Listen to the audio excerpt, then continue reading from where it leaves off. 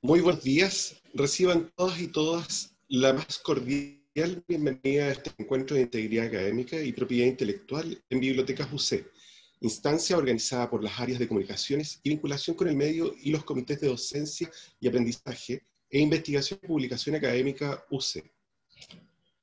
En el año 2000, los Estados miembros de la Organización Mundial de la Propiedad Intelectual, OMPI, eligieron el 26 de abril, día en el que entró en vigor, en 1970, el convenio para celebrar el Día Mundial de la Propiedad Intelectual, con el fin de fomentar una mayor comprensión general de esta. Desde entonces, el Día Mundial de la Propiedad Intelectual constituye cada año una oportunidad excepcional de encuentro con quienes se interesan por esta temática en todo el mundo y de demostrar cómo contribuye al florecimiento de la música, las artes, y fomentar la investigación e innovación tecnológica que se va plasmando en nuestro mundo. En el Día de la Transferencia y la Propiedad Intelectual se reconoce el compromiso de la Universidad Católica con la innovación y la transferencia tecnológica para generar un impacto significativo en las necesidades de la sociedad y de la industria, además de conmemorar un aniversario más de la creación de la Dirección de Transferencia y Desarrollo UC. En ese contexto, Bibliotecas UC se suma a este encuentro con el fin de propiciar una reflexión y debate en torno a cómo las bibliotecas universitarias pueden apoyar los esfuerzos para garantizar el acceso a la información crítica, ética y eficaz desde una cultura de integridad académica y la propiedad intelectual. A continuación, les indicaré el orden que se presentará este encuentro. Comenzaremos escuchando la exposición de María Luisa Valdés, abogada de la Dirección de Asuntos Jurídicos de la Pontificia Universidad Católica de Chile, profesora asistente de la Escuela de Derecho de la misma Casa de Estudios y jefa del programa diplomado en Propiedad Intelectual de la UC. Nos expondrá una charla sobre cómo la biblioteca universitaria promueve una cultura de la integridad académica en torno a la propiedad intelectual. A continuación, José Antonio Anguita, bibliotecólogo integrante del Servicio de Propiedad Intelectual e Integridad Académica de Bibliotecas UC, nos expondrá una infografía alusiva a la propiedad intelectual e integridad académica en nuestros servicios de apoyo a la docencia e investigación y publicación académica. Luego, Gonzalo Pizarro, director académico de docencia de la Vicerrectoría Académica, nos presentará la exposición Integridad Académica, responsabilidad de todos. Al finalizar estas presentaciones, se desarrollará una actividad integrada con toda la audiencia mediante Padlet, a cargo de Ignacio Yarzún, bibliotecólogo también, integrante del Servicio de Propiedad Intelectual e Integridad Académica de Bibliotecas UC. El enlace lo hemos compartido a través del chat de Zoom con el fin de reflexionar en torno a una pregunta. ¿Cómo podemos contribuir como individuos a crear una cultura consciente de la propiedad intelectual y la integridad académica en la sociedad? Queremos dejarlos invitados a que dejen sus preguntas, comentarios o reflexiones en el chat, que serán posteriormente respondidas. Y además, en el intertanto de este encuentro, les acercaremos una encuesta que solicitamos, por favor, la completen. Sin más preámbulo, dejamos con ustedes a María Luisa Valdés. Adelante, María Luisa. Muy buenos días. He preparado una presentación para estos efectos que amablemente tanto José Antonio e Ignacio me ayudarán a presentar. Quiero darle la muy bienvenida a todos los asistentes y le agradezco su interés. Agradezco especialmente a la señora Evelyn Guille y a su equipo por esta invitación para reflexionar sobre la propiedad, la integridad académica y la propiedad intelectual en Bibliotecas UC. Es un agrado poder compartir esta oportunidad de reflexión con uno de los autores del documento que se dictó al efecto, el señor Gonzalo Pizarro. Si quieren podemos pasar a la siguiente lámina. Ahora, ¿por qué? La verdad es que aquí viene un poco por qué explicar qué tiene que ver, por qué tiene que estar una abogada de la DAG presente en este encuentro. La verdad es que es por una razón bastante sencilla. El año pasado, el 14 de octubre, fue aprobado por decreto de la Rectoría número 309, la política de integridad académica, que la define, como ustedes lo pueden ver en esta lámina. Y yo quiero rescatar tres cosas que me parecieron bastante interesantes de esta definición.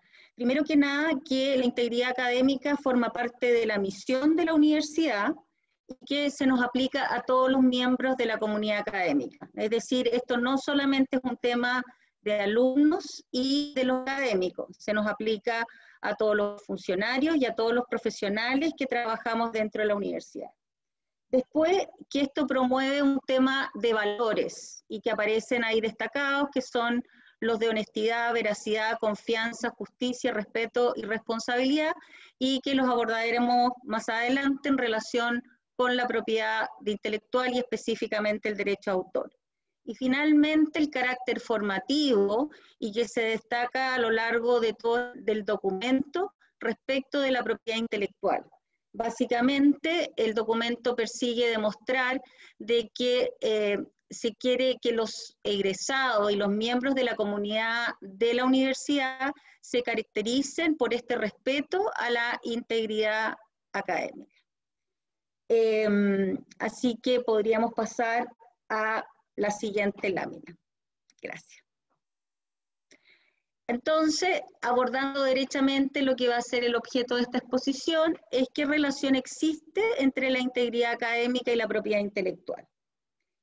En el fondo, les puse el huevo y la gallina. ¿Qué es primero? ¿El huevo o la gallina? ¿Ya? Desde mi perspectiva de abogado, yo creo que son dos conceptos que están íntegramente ligados, especialmente considerando que en nuestro sistema de derecho de autor, que es la tendencia continental, la persona está fundado en la consideración de la dignidad humana y en el cual el autor cumple un rol fundamental. Si pueden, podemos pasar a la siguiente lámina. Gracias. De antemano, una disculpa. Presumo que dentro del público deben haber personas que manejan muy bien estos temas, pero preferí, después de una conversación con José, partir de la base que tal vez hay personas que no tienen idea lo que es la propiedad intelectual. No los quiero latear con definiciones de abogado, y la verdad es que la propiedad intelectual protege todas las creaciones de la inteligencia humana, es un derecho que está consagrado como derecho humano, las creaciones de la inteligencia humana son intangibles y les otorga derechos exclusivos por un tiempo limitado a sus creadores o titulares, es decir, es una propiedad bastante especial. Y no sé si ustedes me ven, pero yo tengo una pintura detrás mío, y eso es lo interesante, que otorga derechos intangibles, es decir, tenemos que separar el objeto físico sobre el cual recaen del derecho mismo, ¿ah? Y eso es importante especialmente a nivel del derecho a autor, como vamos a ver más adelante. La propiedad intelectual es el género, y lo podemos, y que a veces, muchas veces se producen confusiones, en dos grandes áreas, el derecho de autor y la propiedad industrial. Ayer la Dirección de Transferencia y Desarrollo celebró el Día de la Transferencia, y ella se dedica más bien en la universidad a todo lo que es el tema de propiedad industrial, si bien ven también temas de resultados de investigación que se plasman en derecho de autor, pero su fuerte es la propiedad industrial, y podemos decir que la reina de la propiedad industrial es la patente de invención, pero también se protegen modelos de utilidad, diseños industriales, secretos industriales. Fue muy destacada la profesora Gloria Montenegro por este índice que calificaba la calidad de la miel, que está protegida como secreto industrial, variedades vegetales, nuestras frambuesas que andan por el mundo, las marcas comerciales, que no tienen mucho de creación, pero a veces pasan a ser más importantes que lo que protegen. Pero yo me quiero concentrar habido que estamos hablando de bibliotecas UC, en el derecho de autor. Entonces vamos descartando mitos. El derecho de autor no protege ideas. Si protegiera ideas, William Shakespeare, aunque ya habría caído en el dominio público, pero si hubiera habido protección en la época de derecho de autor de William Shakespeare, solo se habría podido escribir una novela romántica en que dos jóvenes se enamoran con oposición de sus padres y terminan muertos. Esa es una idea. Pero sin embargo hemos visto que en el trasfondo de muchas novelas, y perdonen que sea adicta a las novelas de amor, el trasfondo es el mismo. Dos jóvenes se enamoran, oposición en contra de la familia, oposiciones por diferencias políticas, por diferencias culturales, y a veces terminan muertos y a veces resulta el amor. Pero básicamente la trama, la idea es diferente. Harry Potter, un niño abandonado, que es rescatado, que lo mantienen oculto por diversas razones y que después termina siendo un mago famoso. Yo creo que podemos encontrar novelas similares, con tramas similares, y que los derechos subsisten y coexisten y nadie dice que uno ha copiado al otro. Esa es la idea. ¿Qué es lo que protege el derecho de autor? Y lo define el artículo 1 de la ley 17.336, mal llamada ley de propiedad intelectual, protege la expresión original de la inteligencia humana y desde el momento de su creación. Eso es importante, desde el momento de su creación. Ahora estos derechos, como ya les anticipé, son por un plazo determinado, en este momento son 70 años, son por toda la vida del autor, más 70 años, este plazo se ha ido alargando a través de diversas modificaciones, y tiene, a diferencia del copyright, por favor nunca piensen que derecho de autor y copyright son sinónimos, los derechos patrimoniales deben cederse expresamente. Ahora me gustaría invitarlo a ver a contarles una historia, porque creo que las historias siempre pueden ser como una buena introducción para tratar un tema. No sé si este es un trailer de una película de hace varios años, que es una película francesa, El hombre perfecto. No es un documental sobre derecho de autor, así que no los voy a latear, pero se trata de un autor que se ve enfrentado a un dilema ético. Si pueden ver la película entera, se los recomiendo. En la DAG me acusan que siempre hago spoiler, así que preferí mostrarles el trailer para que nadie me pueda acusar de hacerle un spoiler de la película.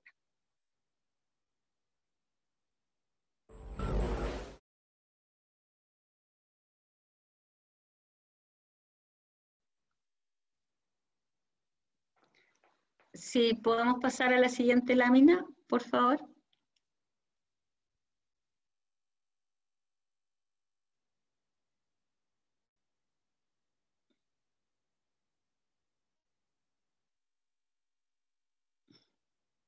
Bueno, el primer comentario sobre nuestro hombre perfecto es que no era perfecto y claramente no leyó el documento de integridad académica que Gonzalo Pizarro escribió con otros autores de la Católica. Sería la lámina de, si pudiéramos ver la lámina en amarillo, la que tiene, la que se refiere al derecho de autor, no la que aparece en la fotografía del hombre ideal o el hombre perfecto.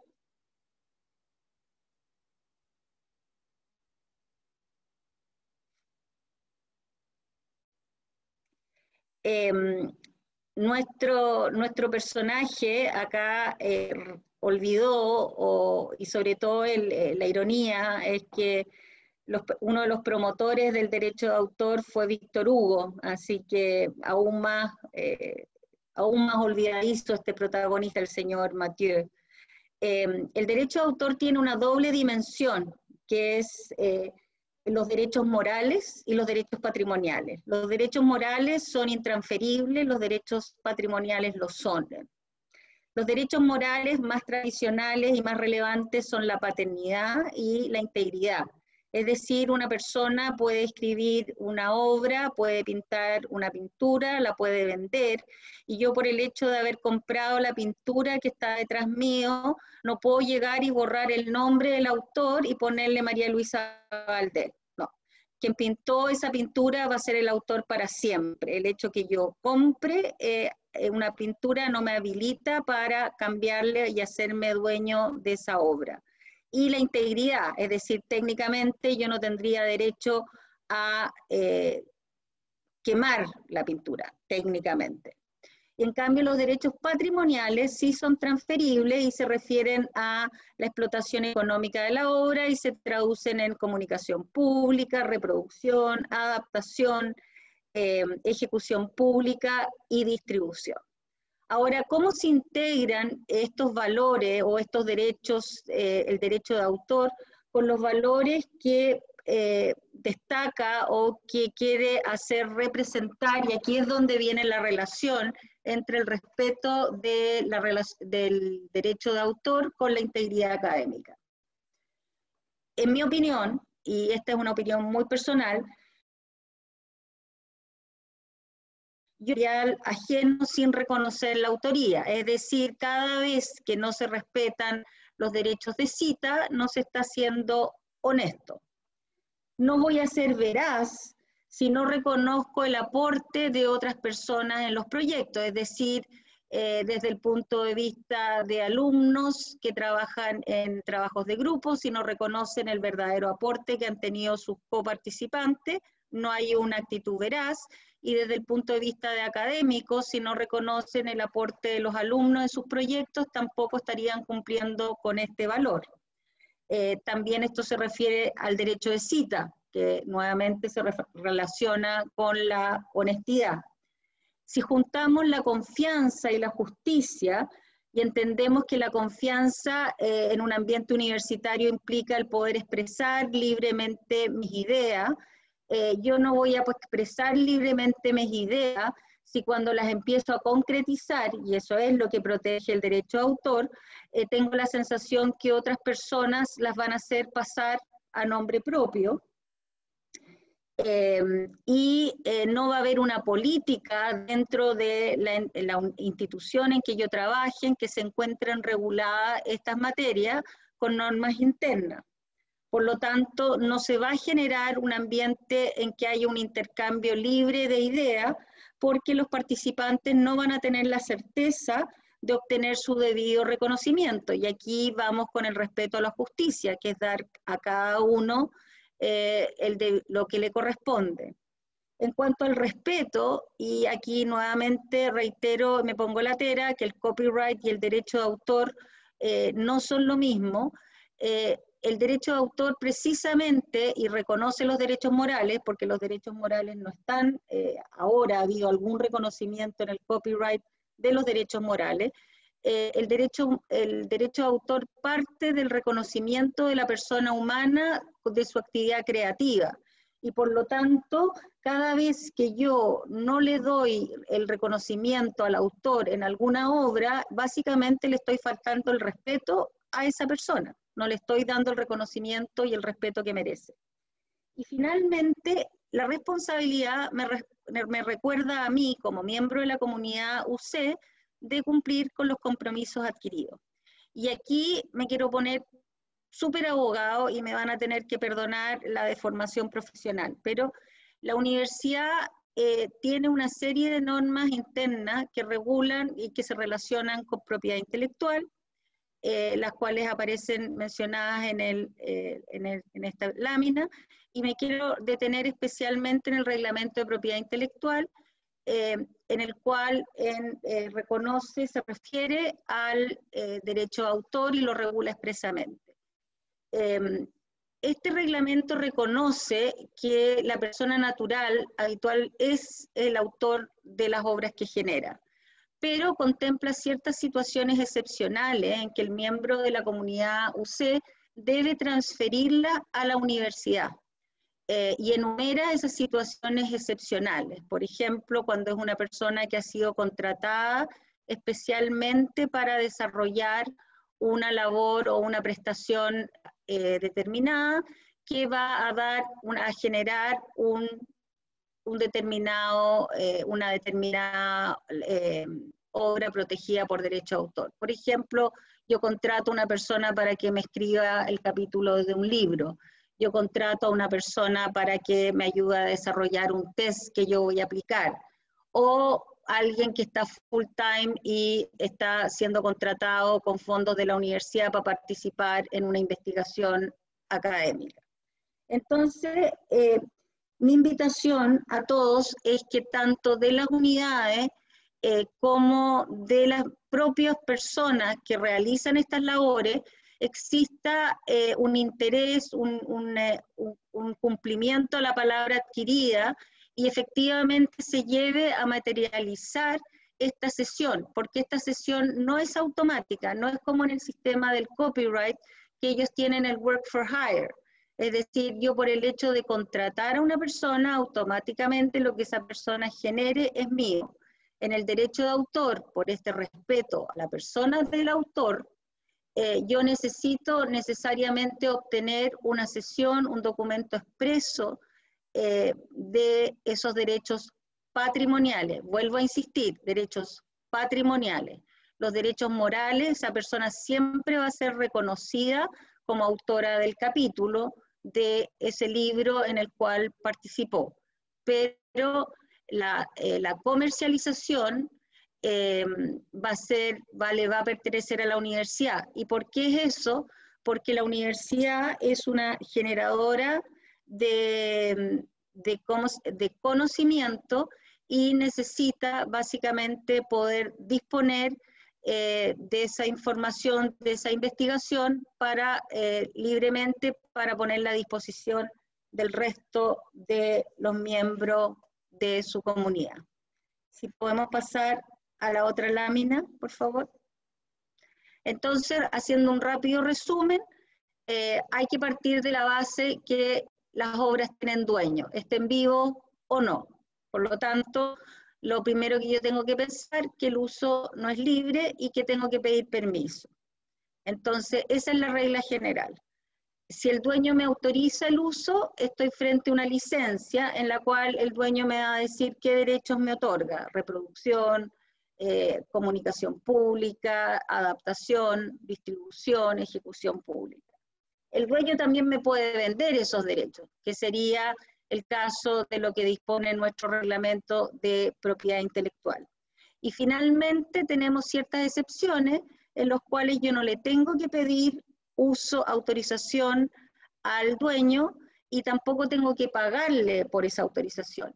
Y la gran excepción a nivel de biblioteca es el derecho de cita, es decir, yo puedo reproducir extractos de obras ajenas para fines obviamente académicos, citando el nombre y la fuente del autor, dándole el debido reconocimiento.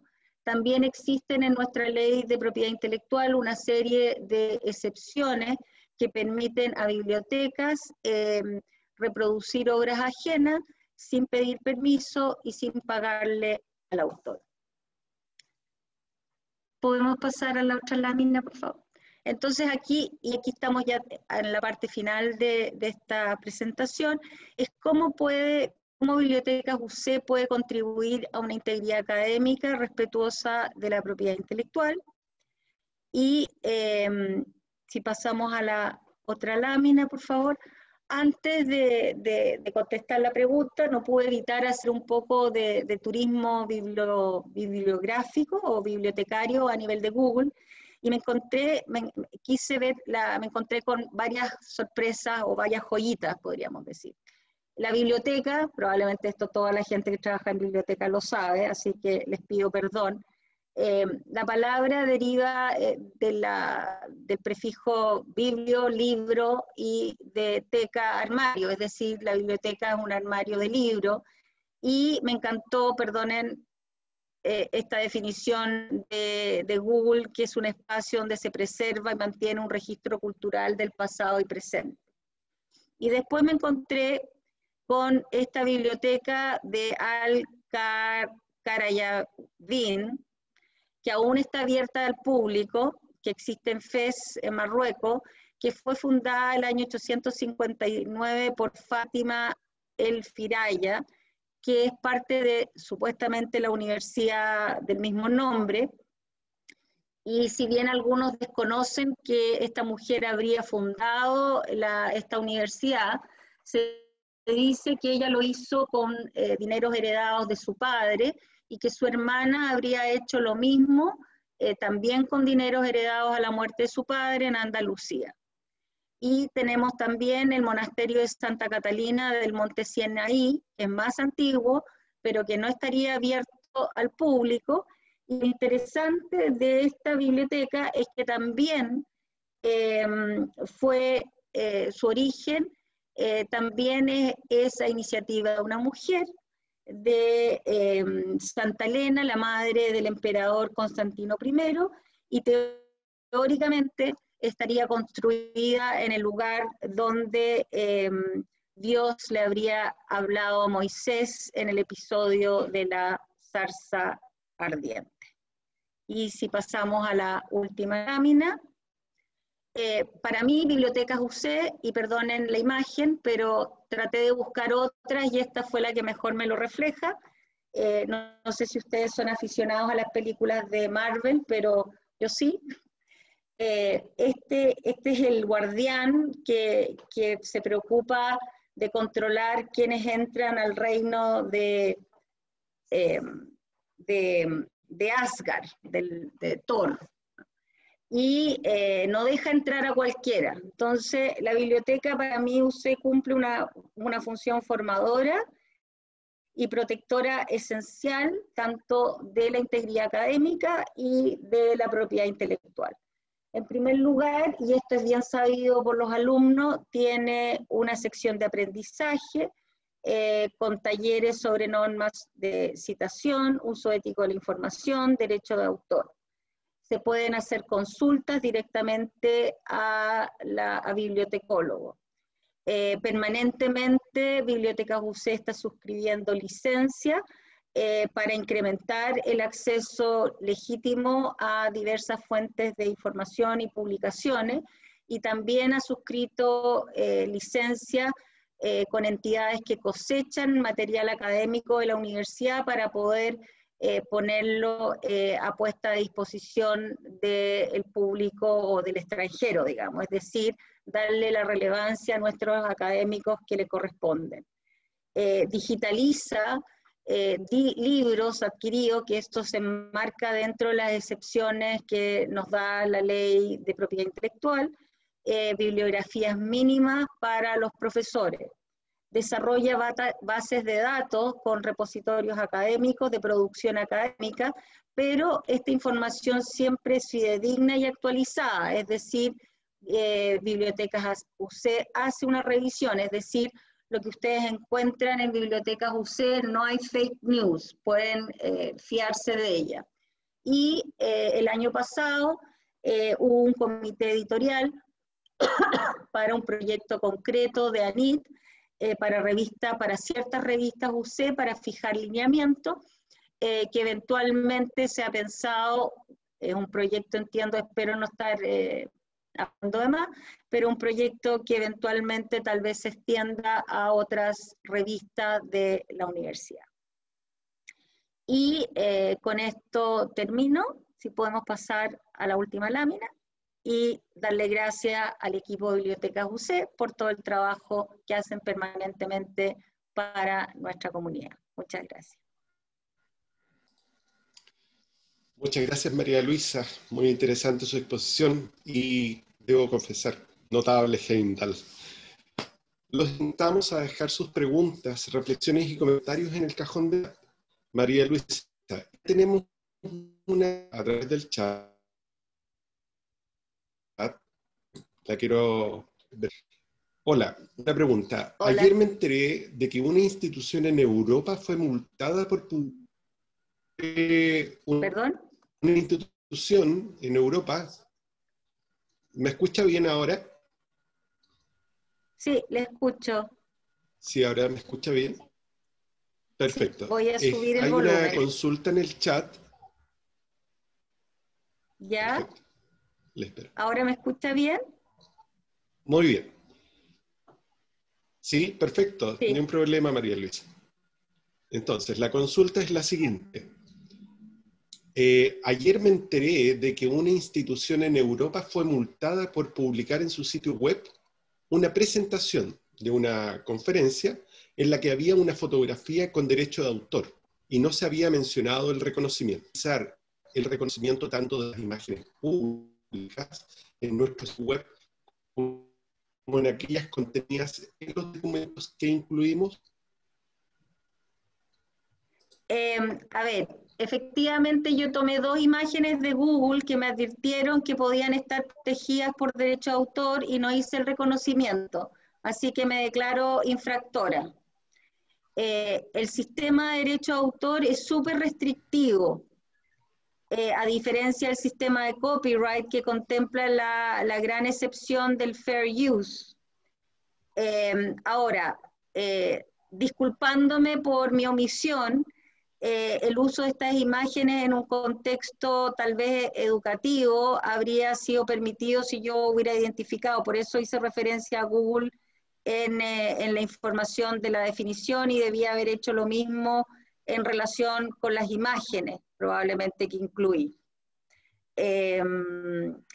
Habría que ver el caso en cuestión en relación con las obras de arte, por ejemplo. Hoy en día uno a veces tiene que recurrir a Crea Imagen para pagar los derechos de autor sobre la fotografía. Es decir, es efectivo que existen, hay que conocer el caso concreto para opinar, porque uno nunca sabe, pero es efectivo que existen entidades de gestión colectiva a las cuales uno a veces tiene que pagarles derechos por las imágenes que uno coloca en las presentaciones, y también, y esto ya lo sabemos todos, no podemos colocar imágenes de personas sin tener su autorización, pero eso no va por derecho de autor necesariamente, sino que ha sido una creación jurisprudencial a través del recurso de protección. Gracias, María Luisa. Les pido las disculpas del caso, estoy teniendo una pequeña latencia con el servicio de internet, por lo tanto voy a estar con la cámara apagada, pero estoy aquí. Quisiera, por favor, ahora continuar con José Antonio Anguita, nos ilustrará con una infografía acerca de cómo la propiedad intelectual e integridad académica apoyan a los servicios en las áreas de docencia y aprendizaje e investigación y publicación académica en la biblioteca universitaria. Adelante, José Antonio. Buenos días. Gracias, Domingo, por la presentación. Bueno, las preguntas en torno a los derechos de autor y su impacto en las posibilidades de utilizar artículos científicos, tesis u otros tipos de trabajos intelectuales han ido creciendo en volumen y complejidad. Y en ese sentido hay preguntas, tales como ¿qué derechos de un artículo científico se transfieren al editor y cuáles permanecen con el autor? ¿Cuáles son las posibilidades e implicaciones del autoarchivo? ¿En qué consiste el derecho a cita y cómo se relacionan con las normas de citación?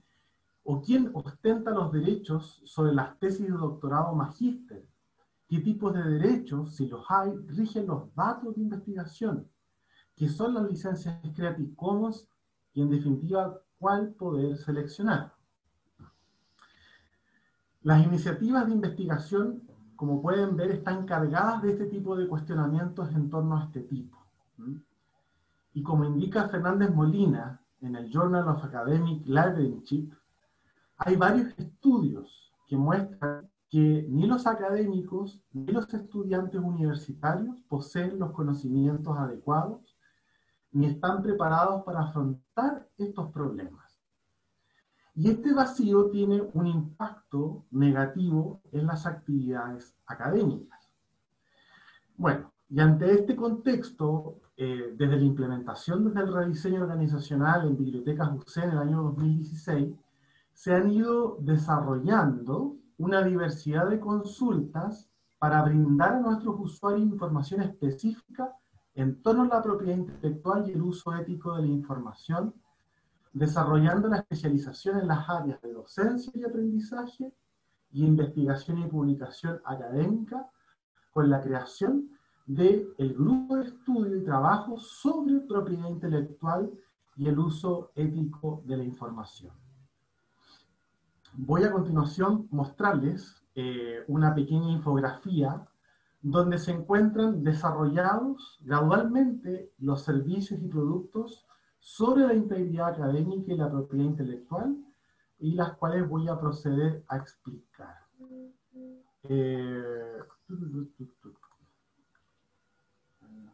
Acá. Como pueden ver, Bibliotecas UC, en torno a estas dos grandes áreas que se encuentran unidas, ofrecemos tanto los servicios como los recursos. Tanto en servicios como en recursos podemos encontrar las asesorías, que son aquellas que van a responder consultas que tengamos de nuestros académicos, de nuestros usuarios, de nuestro personal, de nuestros colegas. Vamos a gestionar ese tipo de consultas que no responden desde un punto de vista jurídico, sino más bien orientativo y formativo.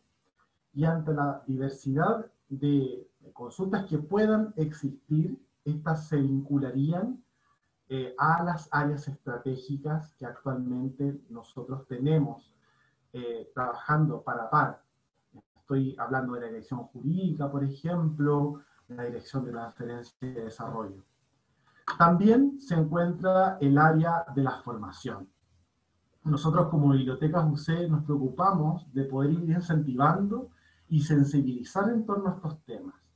Y es así como se generan sesiones y talleres en torno al plagio, cómo evitarlo, normas de citación, videos de apoyo y prontamente nuestro taller de propiedad intelectual. En el área de los recursos nos encontramos con guías temáticas, que son sitios abiertos al público con información que trata sobre el uso ético de la información, la propiedad intelectual, las normas de citación y gestores bibliográficos, y también la gestión de datos de investigación.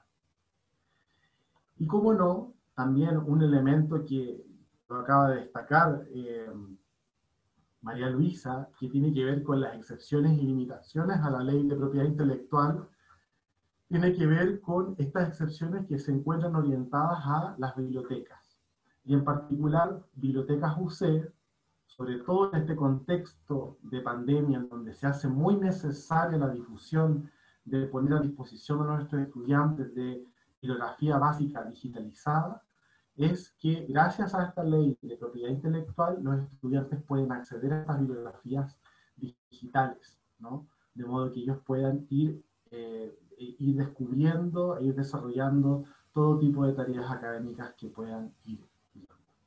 Entonces, en definitiva, como pueden ustedes apreciar, Bibliotecas UC, de forma gradual y paulatina, intenta ir trabajando en torno a estos temas, de modo de que para cada uno de ustedes, ¿no?, puedan tener el acceso a una información fidedigna, ética, desde un punto de vista de la formación y desde un punto de vista de una comprensión crítica en torno a la información que se encuentra.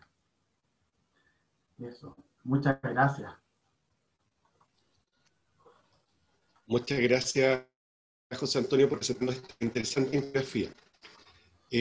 Los invitamos a dejar nuevamente sus preguntas, reflexiones o comentarios en el cajón del chat para posteriormente ser respondidas. Corresponde ahora que pongamos atención a lo que Gonzalo Pizarro nos expondrá acerca de integridad académica, responsabilidad de todos. Adelante, Gonzalo. Muchas gracias, Domingo. A ver, aquí parte la parte divertida de descubrir cómo uno hace estas cosas y descubrir mi ventana entre 100 que tengo abiertas.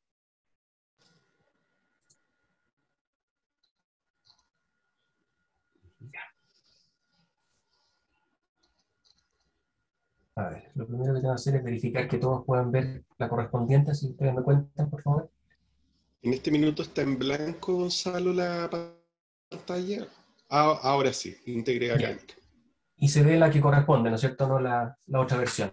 Parece que no. No. Sí, está integridad académica, responsabilidad de todos. Sí. Bien, entonces, primero, muchísimas gracias también por la invitación, gracias por las presentaciones anteriores, que en realidad siempre son súper interesantes de mirar todo esto. Yo creo que el tema de la integridad académica, en realidad yo he partido siempre como con esta idea de que uno tiene que hablar de estas cosas generales para entrar en los temas particulares, ¿no es cierto? Y a la larga, y como decía María Luisa, este asunto del respeto es súper importante, y en realidad es importante para un montón de cosas, en particular cuando uno habla de esto de los derechos de autor, digamos. Eh, y el tema de la integridad académica, a la larga, yo creo, por lo menos desde mi punto de vista, es un tema de respeto hacia uno y hacia los demás. ¿Ah? Y en realidad todo lo otro que uno arma debiera apuntar a esa dirección, y si uno tiene dudas, a mi gusto, debería tratar de reflexionar con respecto al tema del respeto, porque probablemente ahí uno va a encontrar respuestas. Entonces, lo primero que quisiera comentar, y en realidad yo creo que muchos de ustedes ya lo han visto, digamos, acá, pero creo que no es malo repetirlo, es por qué es importante trabajar y abordar la integridad académica. Y en ese sentido, por lo menos nosotros que estamos en la universidad, la pregunta o el tema es ¿cuál es el valor de la universidad? En el sentido de que nosotros realmente creemos que estamos en esta institución y educamos a estudiantes, ¿no es cierto? Porque esos estudiantes, más que solamente pagarnos el sueldo en este momento, van a ser los que van a hacer las cosas útiles para el país en el futuro, ¿no es cierto? Y ellos van a solucionar los problemas del mundo. Entonces, si es que producto de faltas a la integridad académica, este valor de la educación se debilita, ¿no es cierto? ¿Cómo podemos nosotros pensar en que nuestros egresados van a hacer un aporte al país, ¿no es cierto? O incluso qué va a significar tener un título, o cómo el mundo después puede saber si esta persona está o no calificada. Ayer estuve con un cuñado, anoche de hecho, con un hijo que estaba allá, y él está haciendo clases en otra universidad, y me contaba el sufrimiento que tenía con alumnos que ahora con esta cuestión de la educación online también la misma universidad ha aceptado un relajo excesivo en la toma de pruebas, donde él está absolutamente seguro que todo el curso está copiando las pruebas. Y la institución donde está haciendo clases como que tampoco tiene gran importancia en trabajarlo. Entonces él me decía, yo o sea, este es el último curso que hago acá, digamos, no puedo estar en un lugar donde siento que a nadie le importa que no estemos de verdad enseñando o aprendiendo a los estudiantes. Entonces, el tema de formación de personas y es una responsabilidad, porque finalmente está súper demostrado que la deshonestidad no termina en la universidad. Hay correlación entre la deshonestidad en la universidad y después en el trabajo. Entonces, acá no es solamente un asunto de que creamos que no aprendieron. Yo creo que también tenemos que convencernos de que estos estudiantes, si tienen este tipo de comportamientos en la universidad, lo más probable es que lo repitan después como profesionales. Y eso es responsabilidad nuestra. Nosotros somos responsables de nuestros egresados. Otra cosa interesante es que las universidades que tienen código de honor hay menos falta de integridad académica. Y esto no es porque sean mejores o peores, sino en realidad es porque este tema se habla. Y en ese sentido creo que estas conversaciones que estamos teniendo, el que aparezca este tema, ¿no es cierto?, de la propiedad intelectual, el que se hable de integridad académica, el que se hable del respeto en la universidad y se hable más seguido, yo creo que es súper importante. Desde mi punto de vista, no creo que esto se solucione con un reglamento. ¿Ah? Uno puede tener reglamentos, digamos, está bien que haya reglamentos, sin lugar a dudas, pero si nadie conoce esos reglamentos, si nadie se los ha preguntado, ¿no es cierto?, si nadie ha hecho esta reflexión, no sirve de mucho. También hay que reconocer que, sobre todo en estos tiempos, estamos con unos factores de riesgo mucho mayores de los que ocurrían hace 30 o 40 años atrás. Cada día la educación es más competitiva. En mi grupo, por lo menos de la dirección de docencia, los tengo vueltos locos de aburridos, yo creo. Estaba hablando, no sé si ustedes han leído o han visto algo de este Michael Sandel, un profesor de Harvard, que tiene un curso que se llama Justicia, y que acaba de escribir un libro que se llama La tiranía del mérito, a propósito de del mérito universitario como un único valor, digamos. Entonces, eso ha generado una competencia enorme por entrar a las mejores universidades. Si se acuerdan, el año pasado estuvo este escándalo en Estados Unidos de estos padres que pagaban a gente que inventaba certificados médicos o cosas para poder que sus hijos entraran a estas universidades de las Ivy League y cosas así. Entonces, hay una competencia enorme por la universidad, competencia enorme por las notas, y finalmente esas presiones hacen que los alumnos estén mucho más disponibles a cometer falta de la integridad académica para lograr esos estándares que supuestamente alguien les dijo que tenían que tener. Y esto pasa desde el colegio, digamos, es evidente. Y eso es grave, digamos, y por eso hay que estar conscientes. Por eso, insisto, tenemos que hablar de estas cosas. Entonces estos valores pueden verse socavados, ¿no es cierto?, producto de estas faltas. También hay que reconocer que en realidad nosotros no somos perfectos, ninguno. No voy a hablar de mí para no asustarlos, digamos, pero cuando pensamos en la verdad o las mentiras, ¿no es cierto?, uno se da cuenta que uno miente harto, digamos, y se las arregla para compensarlo, ¿no es cierto?, y racionalizar, y decir, no, está bien, uno puede, estas mentiras blancas o cosas por el estilo. Eso es algo que nosotros hacemos normalmente, es parte de nuestro cerebro casi, pero en el fondo hay que entender que tenemos ese tipo de actitudes y tenemos que aprender a reconocerlas, ¿no? Muchas veces las trampas chicas son más problemáticas que las trampas grandes.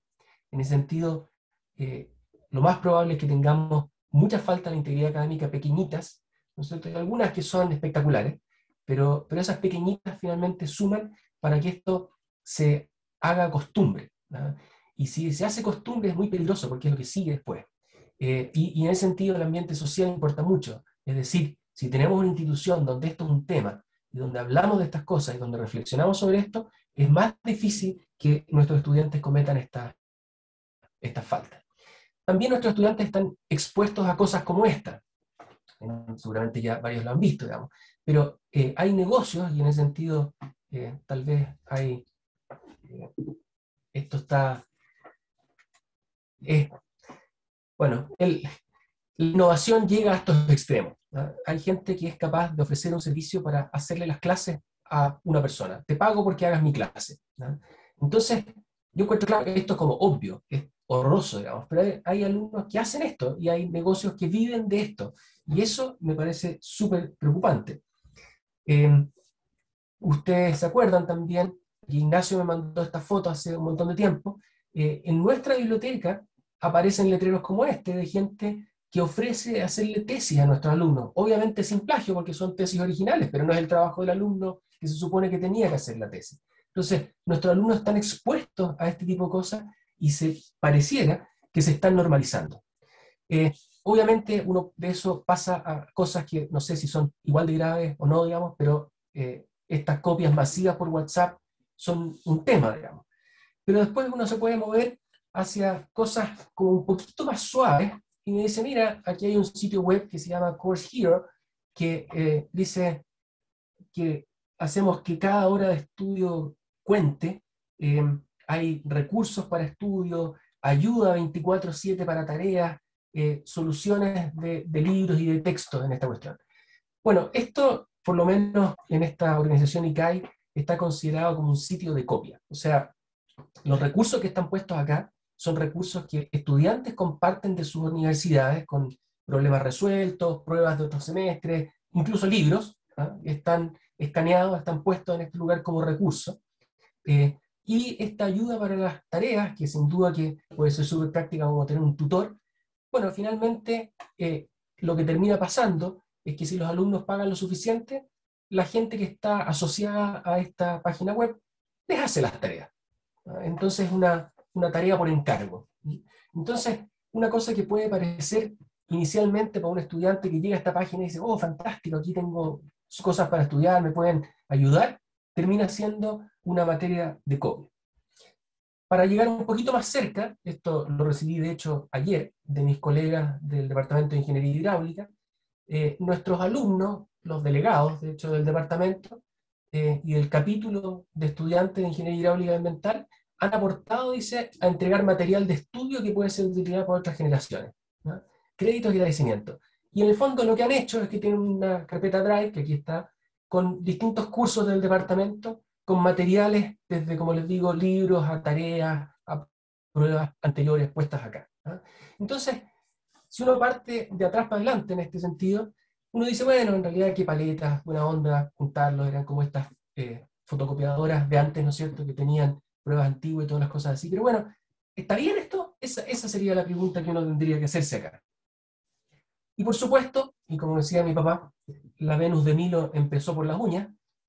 Cuando uno parte con estas cosas pequeñitas, ¿no es cierto?, de compartir trabajo, avanzar, de repente comprar una tareita por ahí o cosas por el estilo, tal vez no debiera extrañarnos que pasen cosas como esta en nuestro país también, digamos, en todo el mundo.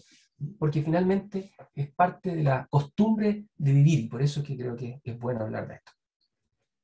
Entonces, ¿cómo abordamos la integridad académica? Bueno, María Luisa, muchas gracias, me dio una tremenda introducción a nuestra política de integridad académica, y me alegro mucho que le haya gustado y lo haya visto también. La política, en el fondo, partió del 2000, o sea, fue aprobada en octubre del 2020, ¿no es cierto?, y define elementos para toda la comunidad. Y una parte importante, yo creo, es, bueno, eso lo decía, la parte de el enfoque formativo, pero también es una idea, y es bien, no sé si decir casi espiritual, es como construir una cultura de integridad académica, ¿no? Entonces, hablar de valores, yo creo que es importante hablar de valores, esta idea como de la moral, digamos, finalmente en esto, y el respeto que está asociado, para construir una cultura. Yo creo que lo que necesitamos como universidad es que esta cosa sea parte, como les decía antes, de lo que se habla y que sea lo que nos caracteriza. O sea, yo lo he dicho más de una vez, para mí lo que más me interesa es que nuestros egresados sean reconocidos como gente honesta, más que como tipos súper inteligentes o cuestiones por el estilo. O sea, yo creo que lo primero debería ser la honestidad, y ojalá fuera la característica de nuestros egresados. Y eso significa que nosotros tenemos que estar preocupados de eso. Las líneas de acción que propusimos son como tres grandes líneas. Uno, estrategias formativas, como lo hacemos para en que en los procesos de enseñanza, aprendizaje y evaluación esto se note. Una parte de gestión comunicacional para sensibilizar sobre la importancia, que es un proceso que tampoco puede parar. Y una tercera línea de gestión de faltas, que significa cómo actuar frente a estas faltas, porque obviamente va a pasar, pero de una manera que tenga énfasis en la formación. O sea, cómo podemos recuperar gente que se ha equivocado. Esa es la idea. Y en nuestro mundo ideal, casi de fantasía, diría yo, si la línea de acción 1 y 2 son súper buenas, tal vez nunca vamos a necesitar la 3, pero creo que es fantasioso.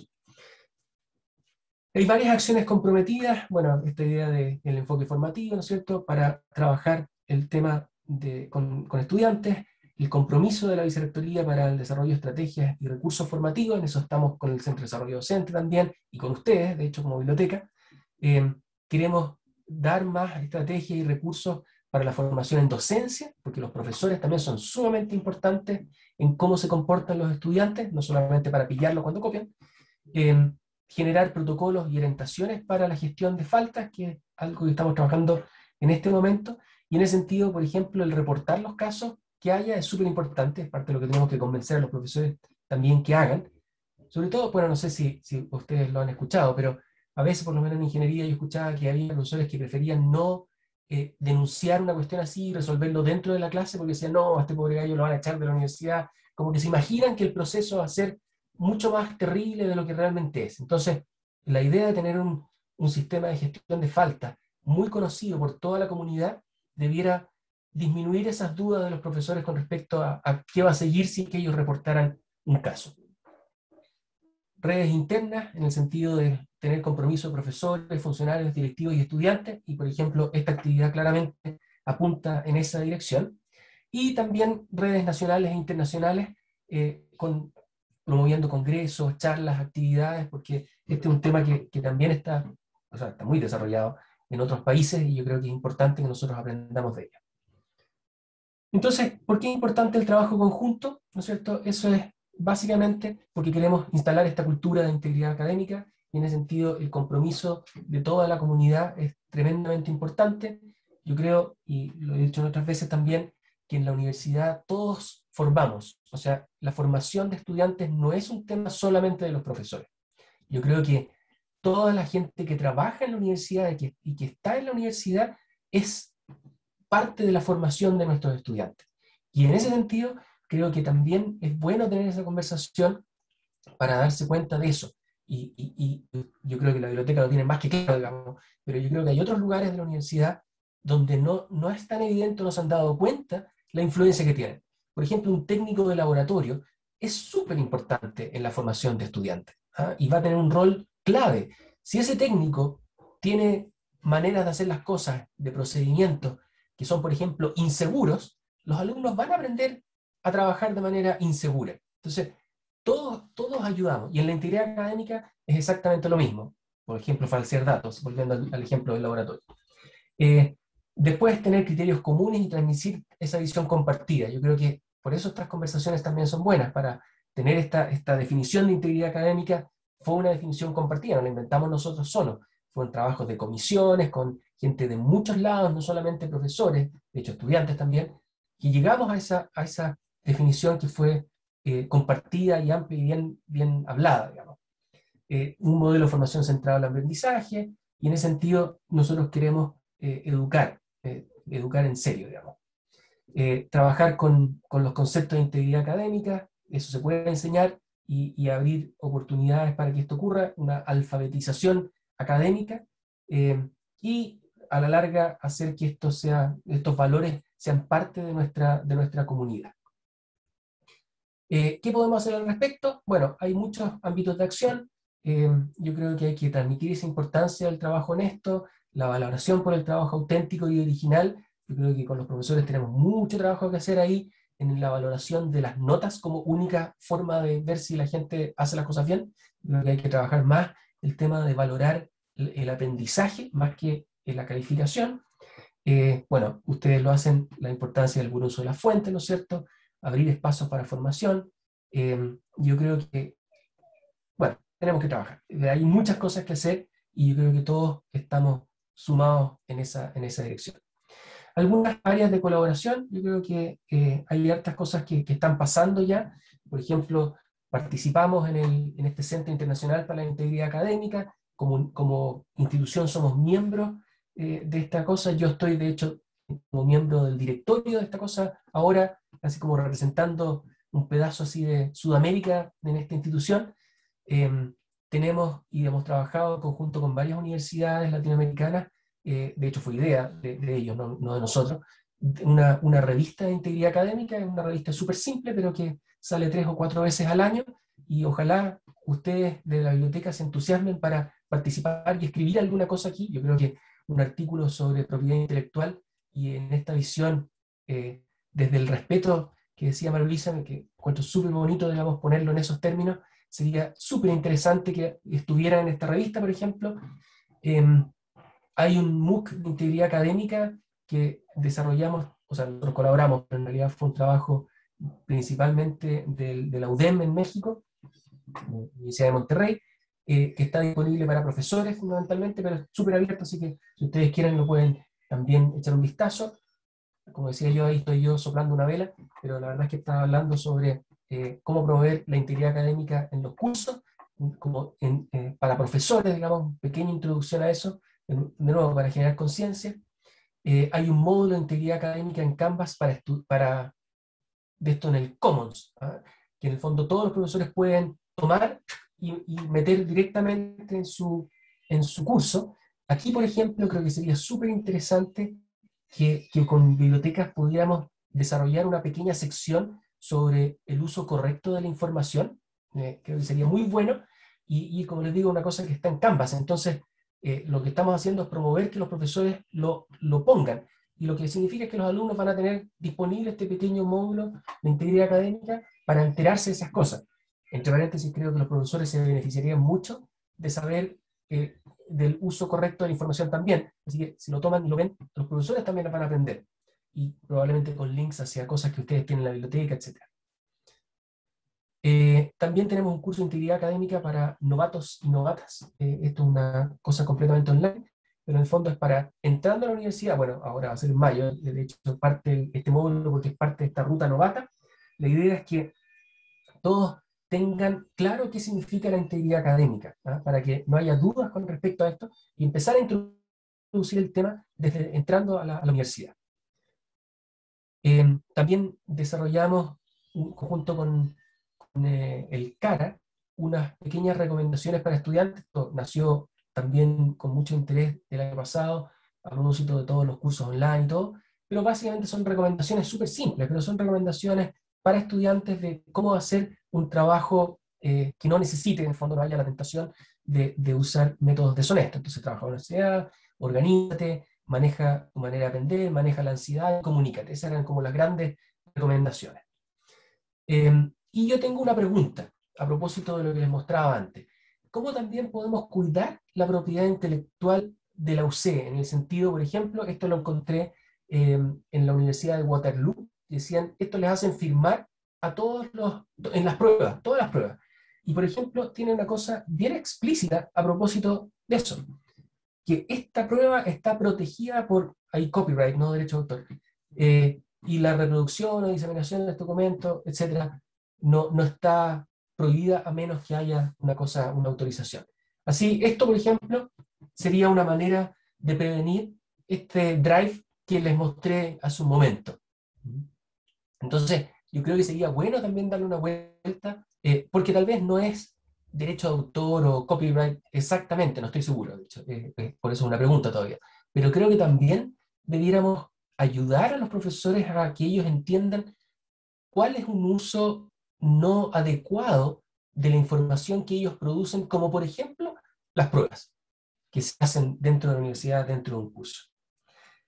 Entonces, esa, como les digo, era mi pregunta hacia ustedes, en realidad, y creo que también es un tema que podríamos desarrollar. Así que, como conclusión, diría yo, se están abriendo espacios, colaboremos en esa construcción, y nuevamente muchísimas gracias por la invitación. Creo que, por lo menos yo, que estoy obsesionado con esto, creo que es un tema súper importante, y desde mi punto de vista es lo más importante que podemos hacer para ayudar a nuestro país, es tener conciencia de que nuestra formación debiera ir dirigida hacia generar profesionales honestos al servicio de la sociedad. Así que muchísimas gracias. Muchas gracias, Gonzalo, por el desafío que nos plantea, pues muy interesante. Y me hizo recordar mucho el sistema que usaban en mi colegio, el sistema de la verdad. Vamos a tener vamos a leer un par de consultas y reflexiones. Primeramente, ¿cuándo se realizará el taller de integridad académica? Esta respuesta la responderá nuestra colega Lucy Opaso. Lucy. Gracias, Domingo. Espero que se me esté escuchando bien. Ese taller, bueno, está en trabajo y lo van a abordar los colegas José e Ignacio. Yo diría que más plausiblemente como de aquí al segundo semestre. Pero generalmente estamos ofertando los talleres de 1 a 2 de la tarde y sería en ese lapsus de tiempo que se daría. Y está concretamente dirigido a un acercamiento de propiedad intelectual. Muchas gracias, Lucy, por la aclaración. Gonzalo, tenemos otra consulta por acá. En relación a publicaciones de cualquier tipo, cuyo autor o autora opta por compartir en acceso abierto, ¿aplicarán estos mismos principios y/o recomendaciones? No estoy seguro en qué sentido está hecha la pregunta, y tal vez María Luisa sabe mucho mejor que yo. Yo lo que creo es que, o sea, ahora están estas revistas Open Access, o sea, no sé si es eso en ese sentido, porque en realidad cuando uno publica Open Access, primero paga una fortuna, precisamente para eso, a diferencia de las revistas estas que venden los papers que no me cobran, pero por lo menos las publicaciones que he hecho yo en estas revistas de Open Access, pasan por todo el proceso de revisión y todo, pero hay que pagar como $1.500 por la publicación, y básicamente eso hace que la revista quede, o sea, el artículo quede disponible para el que lo quiera usar. Pero no estoy seguro en el otro caso qué es lo que sucede. Por lo menos yo, en lo que hago en mis clases, en mis cursos, cuando recomiendo papers y cosas así, los mando a la biblioteca, porque la verdad es que la mayoría de las revistas y publicaciones están en la biblioteca, entonces no necesito pasarle el paper, digamos, sino que ellos lo pueden buscar directamente en la biblioteca. Pero no estoy seguro si es exactamente en ese sentido estaba la pregunta. Gracias, Gonzalo. Tenemos acá otra que dice, en términos prácticos, ¿cómo podemos abordar o qué podemos decir a los alumnos que van a las bibliotecas y toman fotografías a los espacios con sus celulares? ¿Existe un protocolo para esto? Pero hoy las personas al visitarnos muchas veces empiezan a tomar fotografías. Si las suben a redes sociales, ¿pueden citar el lugar? ¿Es una solución a esto?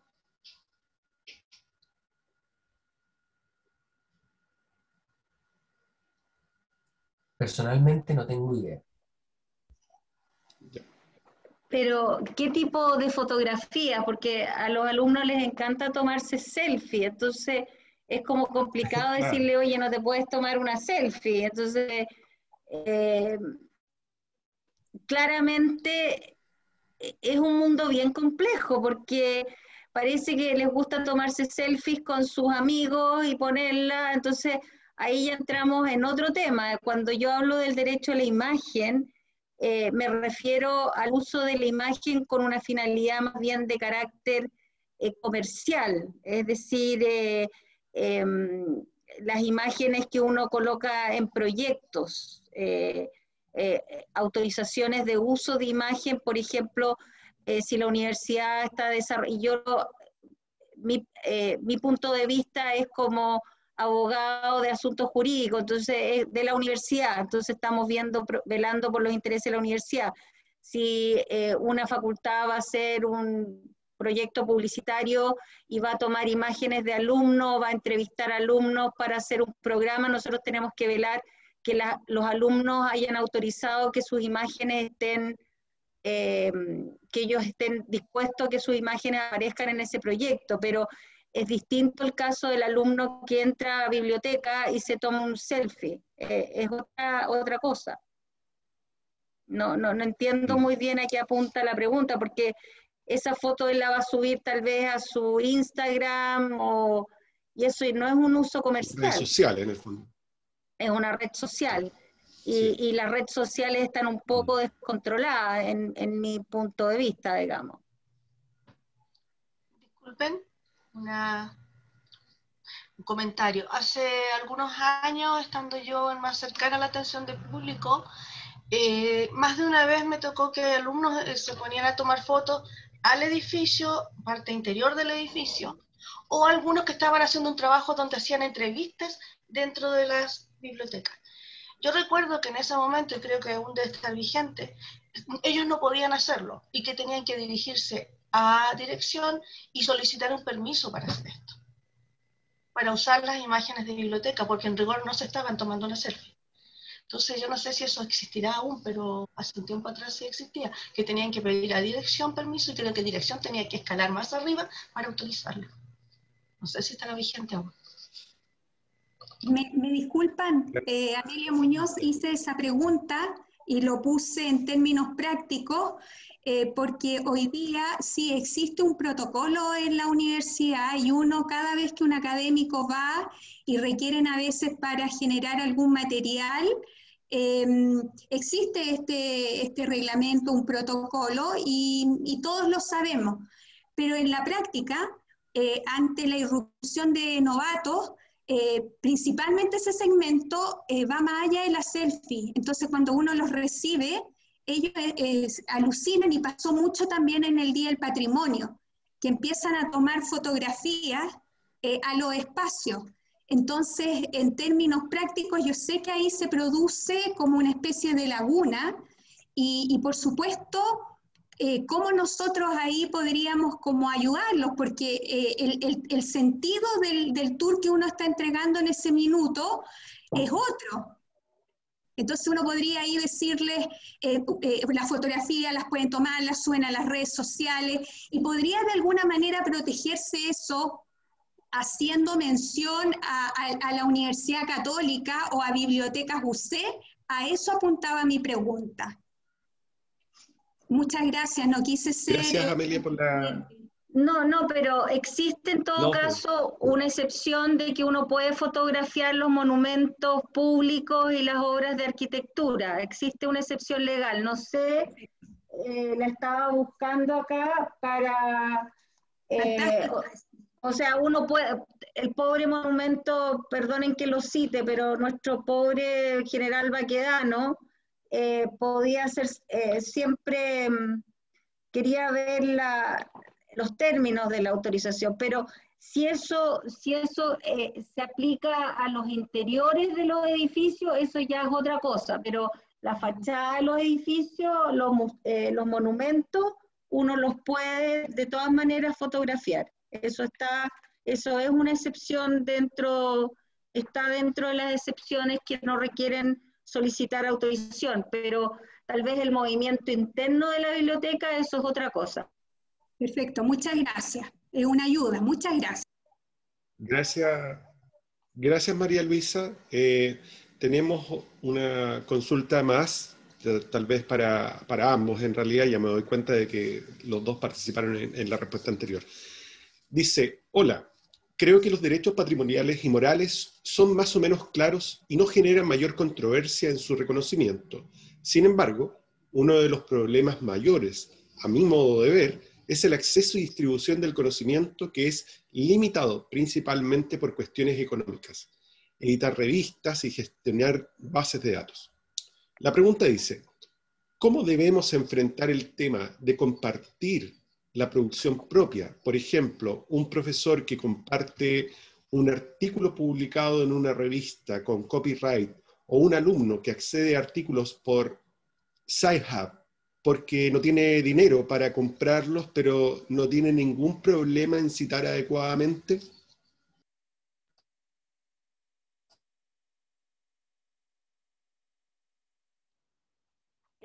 A ver, si el alumno está haciendo uso, perdón mi ignorancia, no sé lo que es el Sci-Hub, pero si un alumno hace uso del derecho, o sea, volvemos a lo mismo. El derecho de autor no debiera ser visto como un freno a la difusión del conocimiento. El derecho de autor no protege ideas, protege la expresión original de las ideas creativas, o sea, protege la literalidad, podemos decir. Yo puedo tener acceso a la información, yo no me impide tener acceso a esa información. Entonces, en ese sentido, decir de que la propiedad intelectual es un freno al acceso de la información yo no comparto esa apreciación. A lo que se refiere es que si yo cito, y el derecho de cita precisamente lo confirma, lo que me está pidiendo el derecho de autor es que cuando yo cito a un autor en un trabajo, yo no me apropie de lo que ese autor dijo y lo haga parecer como que fuera mío. Lo vimos en el tráiler de la película, es decir, este señor que encontró este diario de vida, claro. el manuscrito, perfecto, lo hizo pasar como propio, pero la información sobre la experiencia de este señor que tuvo en la guerra de Argel, si él hubiera hecho un estudio histórico, hubiera tomado esa información como un manual para un estudio y lo hubiera citado adecuadamente, esa información estaba ahí. ¿Ah? Así que yo no veo la protección del derecho de autor como un freno a la información. O sea, pensemos que el derecho de autor surge, la protección, y perdónenme la lata, a raíz de la invención de la imprenta. Ahí hubo que empezar a regularlo. Claro. Gonzalo, ¿alguna mirada al respecto de esta consulta? Es que en realidad yo creo que tiene razón María Luisa, porque al final es cierto que tenemos siempre un conflicto como con la propiedad, entre comillas, de la revista, y el uso que uno le hace. Entonces, es cierto que uno no debiera, es como comprar libros pirateados, después uno los cita, además, ¿ah? Pero no estoy seguro si hay un pecado en el libro pirateado, creo que sí, digamos. Con los papers reconozco que tengo más conflictos personales con esto de las publicaciones, o sea, siendo bien sincero, uno hace investigación con fondos del Estado chileno, eh, y fabrica una investigación y un paper de eso, uno lo manda a una revista de, no sé, pues, Elsevier, que hace todo un proceso de revisión por pares, a los cuales no les pagan, etcétera, etcétera, y después ellos son, entre comillas, dueños de tu paper, que fue además generado con plata del Estado de Chile. Y ellos después le cobran a la biblioteca la suscripción a la revista. Reconozco que me causa conflicto interno, ¿ah? Y no estoy seguro, tal vez legal, pero algo me causa en esta cosa. Y hay discusiones grandes entre los académicos a propósito de eso, digamos. Que uno regala tiempo para hacer la investigación, para revisar los papers. El editorial se queda como con los recursos, el beneficio económico de esta cuestión. No, no sé, pero reconozco que estoy solamente traspasando mis traumas personales, digamos, no. Yo personalmente en los cursos trato de ser formal en el sentido de el uso de la información. La biblioteca tiene prácticamente todo, o sea, es re difícil buscar cosas que uno no es capaz de encontrar en la biblioteca. Entonces, por lo menos el acceso a la información me da la impresión de que en esta universidad es bastante fácil. O sea, no sé si tengo casos donde no consigo artículos porque no están en la biblioteca. Sí, claro. Tal vez el problema que se nos produce hoy en día es que tenemos la información pero no está digitalizada. Creo que ese podría ser una ventana a solucionar ahora próximamente. Sí, pero en el caso de las revistas casi todo está online en este momento. Es bien impactante. Sí, por supuesto, las revistas, sin duda. Quisiera hacer una última pregunta que nos tienen acá en el chat para continuar con nuestro orden, digamos. Y dice, gracias Gonzalo, tengo una duda de si te parecería pertinente, dada tu experiencia y el caso que expusiste del Drive, trabajar los temas de acercamiento a aspectos que se pueden o no respecto de compartir materiales a alumnos. Muchas veces lo he escuchado así, por temor de que no esté en biblioteca o que no lo puedan descargar. A ver, sí, yo con lo del Drive se los mostré precisamente porque creo que tampoco siento que sea un tema resuelto, y tal vez, y ahí es donde yo tampoco tengo claro si es que, no, en términos de reglamento o cosas así. Personalmente encuentro que el tomar las pruebas de profesores o los apuntes de profesores y publicarlos de esa forma, lo encuentro incorrecto porque lo encuentro como una falta de respeto, digamos, porque por lo menos podrían haberle preguntado. Hay profesores que deciden poner todas sus pruebas y están disponibles porque ellos decidieron entregárselas a sus estudiantes libremente. De hecho, en este comentario de mis colegas, uno, el que hacía el curso de hidráulica, que miró la carpeta Drive, me decía, oye, en el Canvas yo creo que tengo más información pasada de lo que pusieron ahí, así que tampoco es tan fantástico lo que pusieron los alumnos. Pero yo creo que depende de cada uno. Lo que sí me parece que es importante es por lo menos tener esas conversaciones con los estudiantes para explicarles que en último caso pidan permiso, digamos, o lo hagan así de otra forma, digamos, porque si no suena como incorrecto. Transparentar en el fondo. Claro, transparentarlo y que sea más oficial y en último caso que esté disponible a todo el mundo, digamos, si es así. Pero yo creo que, o sea, esa es una cosa, y en Drive es interno, bueno. Pero por ejemplo, esta otra, la anterior que les mostré, el Course Hero, básicamente ellos hacen negocio con esto.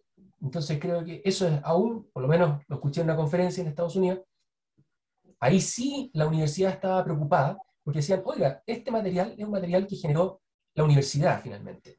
Entonces, usted lo tiene en su página web y le cobra una cuota de incorporación a la gente que se mete a esto para poder acceder a este material que es de la universidad, no es de Course Hero. Yo creo que nosotros también deberíamos tener un cuidado así con ese material que se genera en la universidad, que de alguna manera deberíamos protegerlo de que se use en otros lados. O sea, uno ha escuchado en más de un caso profesores de otras universidades que usan las transparencias que sacaron de alguna página web de la universidad de un curso nuestro.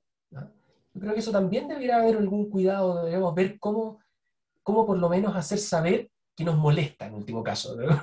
Una cosa así. Y lo otro que no esté en la biblioteca, bueno, eso sí, yo creo que hay entre los profesores, yo mismo, épocas en que hemos puesto dentro de las páginas web de nuestros cursos libros que no están en la biblioteca y creemos que son útiles para los estudiantes. Y de manera paleta, uno cree que está bien hacerlo, y yo creo que es parte de la cultura que tenemos que cambiar, o solicitarle a la biblioteca que lo tenga, digamos, pero sí tener un acceso a información para los cursos que sea de verdad legal, digamos, y no de esa otra forma, digamos. Yo creo que eso está cambiando, pero todavía tenemos más espacio para mejorar. Gracias, Gonzalo. Bueno, acá en el chat nos coloca nuestra directora, a nombre de Evelyn, nuestras felicitaciones a los expositores y organizadores por esta excelente instancia de capacitación y conversación. Esperamos que sea la primera de muchos otros encuentros. Y es fundamental para Bibliotecas UC continuar siendo un apoyo para la comunidad UC en estos temas fundamentales. Evelyn y yo, por Denise, debemos retirarnos a otros compromisos. Muchas gracias y nuevamente felicitaciones. Continuando con el orden establecido que tenemos, a continuación queremos invitarles a comenzar la actividad integrada con toda la audiencia mediante Padlet, a cargo de Ignacio Yarzúa. Adelante, Ignacio. Sí, gracias, Domingo, y gracias a todos por la asistencia. Y no podíamos, obviamente, tener una jornada. Yo creo que todos estamos pensando ciertas cosas, se anotaba en el chat, hay hartos comentarios, hay harta participación, y yo creo que eso nos va a instar a poder hacer un pequeño espacio de reflexión. Vamos a dar unos minutos para que podamos comentar en grupos, los grupos de Zoom. Y les voy a dar aquí una pequeña pauta con respecto a cómo va a ser este trabajo. Entonces, para poder integrar estos contenidos, los vamos a hacer mediante un Padlet. Ese Padlet lo compartí hace un momento en el chat. Les voy a volver a compartir el enlace para que lo tengan todos abierto. El momento de que nos vayamos a las salas, las voy a ir creando en este momento. Pero me gustaría de todas maneras igual darles bien las instrucciones, que se entienda bien. Van a ingresar entonces a ese enlace que les envié al chat, y la idea es que reflexionemos sobre la pregunta que está ahí como empajadita, ¿no es cierto? Dice: ¿cómo podemos contribuir como individuos a crear una cultura consciente de la propiedad intelectual y la integridad académica en la sociedad? Ya, como bien en general. Muchas cosas que salieron en el chat tal vez puedan ir también tomando forma ahí. Entonces, en grupo se tienen que anotar las reflexiones y agregarlas como notas en la plataforma. Van a ser visibles para todos. Entonces vamos a tener 10 minutos para poder hacer esta conversación. Van anotando, van viendo ahí lo que vaya diciendo cada grupo. Ojalá cada grupo vea un representante. Pueden poner tantos comentarios como ustedes quieran, pero de todas formas después vamos a tener un plenario. Ojalá ser más o menos sintético en esa parte por un tema de tiempo, ¿no es cierto? Tenemos una media horita para esta actividad.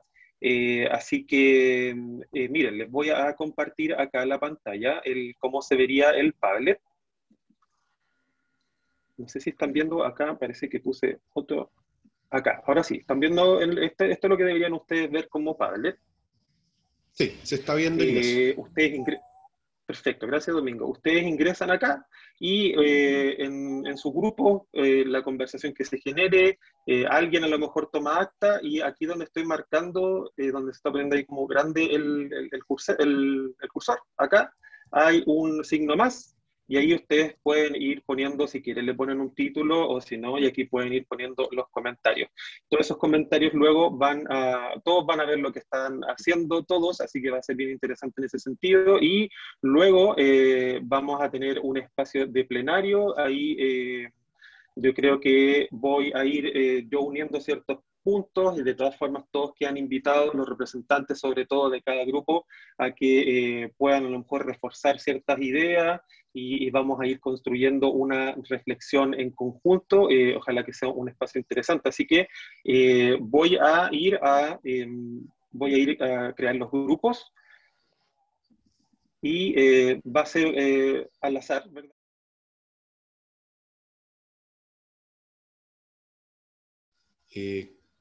Creo que estamos volviendo todos a la sala principal después de la actividad que propuso Ignacio. Ignacio, por favor, guíame si es que vas a dar un término a tu actividad con algunas palabras. Sí, claro, Yo de todas tengo maneras. nada más. Perfecto. Sí, sí, Domingo, ¿no? Gracias, Domingo, y gracias a todos. O sea, la verdad es que me llama la atención la gran cantidad de información que ustedes volcaron acá. Me fui dando vueltas por algunos grupos y vi que estaban todos súper concentrados, así que agradezco ahí lo mateos que han sido, y agradecer toda esta información súper valiosa que han volcado acá. Yo pensaba desde un principio que iba a tener como la tarea más fácil, ¿no es cierto?, de ir como tomando e hilando esta información, pero hay mucha la información, hay muchas ideas que ahí fui leyendo que son súper valiosas. No es la intención de que se pierdan, pero yo creo que en este espacio cortito que nos quedan unos 10 minutos nomás para poder terminar la jornada. Solamente ir a lo mejor leyendo como algunas ideas fuerza, y también comentarles que este documento, tal cual está esta página, nosotros la vamos a pasar a un PDF, y vamos a después enviársela a cada uno de ustedes para que puedan leerlo. Y yo creo que también nosotros como organizadores quedamos con la tarea de ir resumiendo, y yo creo que vamos a tener que hacer un documento que sintetice todas estas ideas para que quede un buen registro de esta actividad, y que obviamente no es la idea de que se pierda nada de esta información, porque yo creo que todos aquí estamos colaborando al tema de la integridad académica y la propiedad intelectual, y sobre todo era amplio el enfoque, ¿no es cierto?, en la sociedad.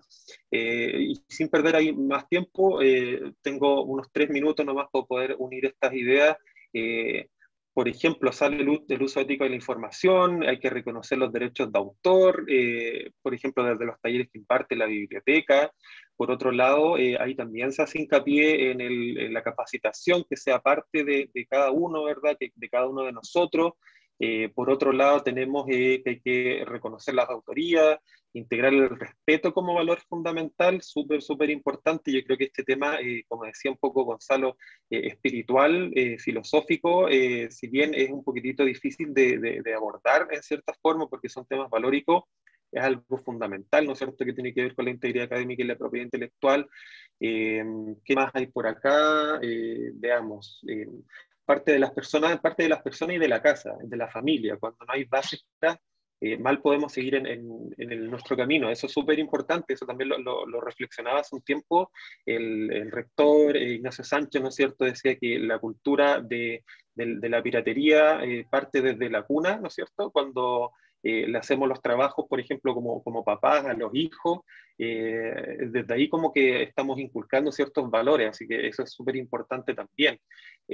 Aquí de nuevo se repite el tema de ser respetuoso con las ideas de los demás, no tomar ideas de otros sin respetar la autoría, siendo consecuentes con lo que decimos y hacemos en el día a día, tanto en nuestro hogar, pensando en la formación de nuestros hijos, familias, como en el trabajo. Ahí está, de nuevo, yo creo que eso es súper fundamental, y nosotros lo identificamos súper bien como parte del ADN, como decía ahí una de las primeras comentarios. De nuevo, parte de las personas, de las casas.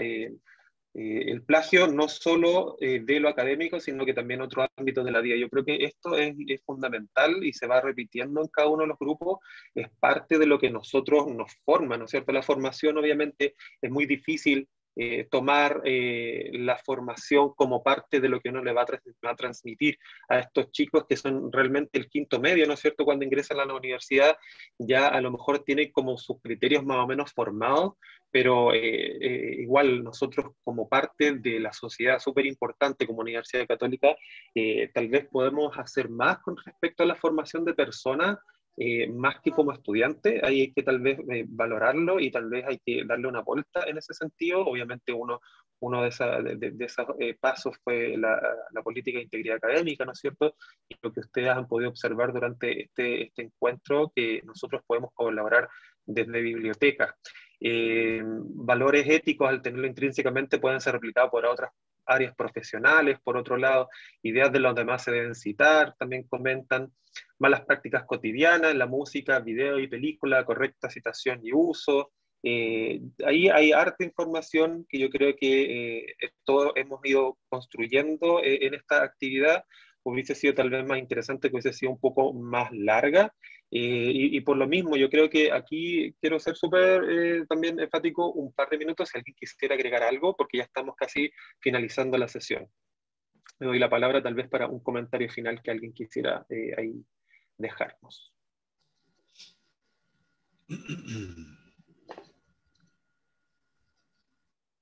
Aquí en el chat al menos pone el profesor Carbullanca, dice, no hay una relación entre la evaluación temprana con los valores éticos. ¿En qué momento se evaluaría la integridad de los valores en la evaluación temprana?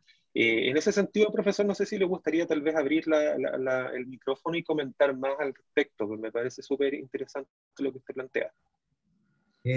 Sí, lo conversamos un poquito en el grupo, es que no hay, hay un tipo de modelo, si quieres tú, de educación más tecnológica, y hay un modelo más humanista. La necesidad que ustedes están intentando, que me parece excelente, de integrar la ética con la educación es fundamental, pero eso es un modelo humanista, que integra el aprendizaje de valores, costumbres, hábitos, y eso no se evalúa.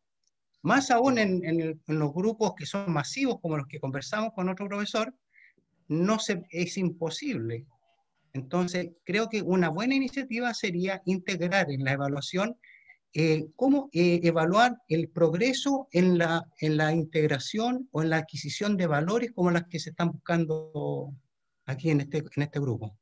Sí, muchas gracias, manera, excelente. Sí. Excelente. No, gracias. Gracias a usted. Sí, ahí me permito agregar algo solamente para finalizar. Yo estoy súper de acuerdo con usted, profe, en el sentido de que muchas veces las evaluaciones, los métodos de evaluación y sobre todo, más que de la evaluación, nosotros nos quedamos con la calificación.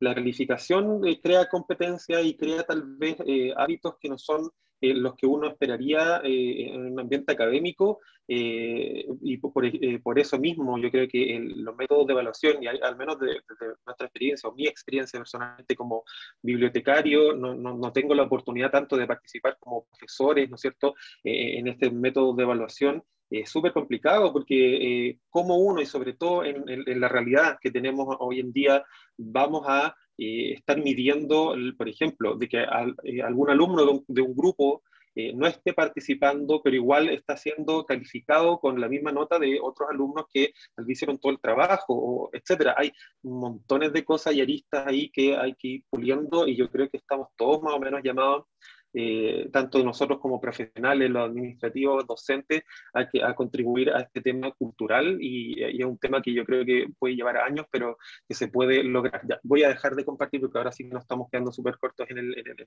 tema, o sea, en el tiempo. Solamente agradecerles la participación en esta actividad, fue súper entretenido, y le doy la palabra a Domingo ahí para que dé sus palabras de cierre. Dale nomás, colega.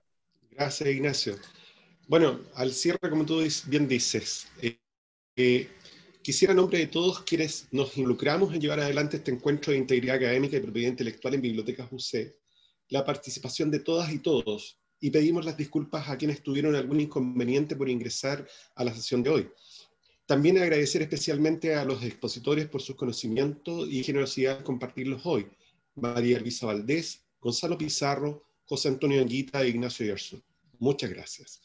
Esperamos que esta sea una primera instancia para difundir y comunicar la impronta de completar una cultura de la propiedad intelectual y la integridad académica, tanto en la docencia como en la investigación en la universidad y en particular en la biblioteca universitaria. Por mi parte, me voy muy contento por haber participado en esta actividad y, por cierto, agradecer a quienes desde un comienzo apostaron por esta actividad y se mantienen detrás del ecrán. Paola Santander, Lucio Paso, Cecilia Ramírez, Romina Maino, Mariana Callejas y Eugenia Huisca. Muchas gracias también.